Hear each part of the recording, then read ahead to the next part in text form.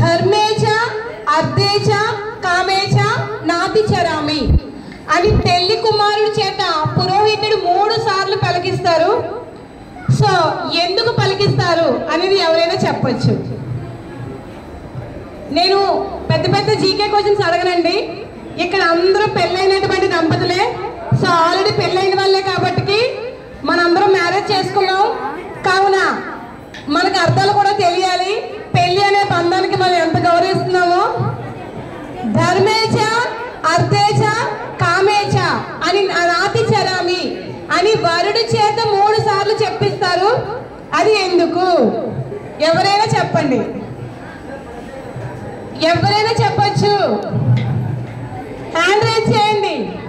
అక్కడెక్కడ ఆన్సర్ రాబోతుంది. మోక్ష వాళ్ళ పేరెంట్స్ చెప్తారండి. ఎవరు భయపడొద్దు. స్టేజ్ పేరు ఉండొద్దు. ఇది మనంతా ఒకటే. మన ఫ్యామిలీ అండి. ఇదంతా కూడా మన శ్రీ గౌరీ ట్యూషన్ ఫ్యామిలీ. మనంతా కూడా ఎవరైనా రావచ్చు. ఓకే, తాన్సిక వాళ్ళ ఫాదర్ వస్తున్నారు. ఒక్కసారి మరి క్లాప్స్ కొట్టండి అందరూ కూడా.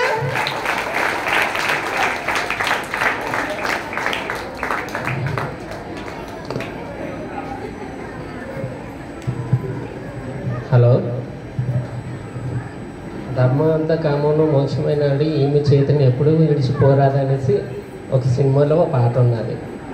అంటే మనం భార్యని జీవితాంతం కష్టపడకుండా, ఇది బాధపడకుండా, జీవితాంతం సంతోషంగా నిండు నూరేళ్ళు మనం ఎంతవరకు బతుకుతామో అంతవరకు తను సంతోషంగా, తనతో పాటు తన కష్టంలోని సుఖంలోని అన్నింటిలో కూడా మనం చెరిసగ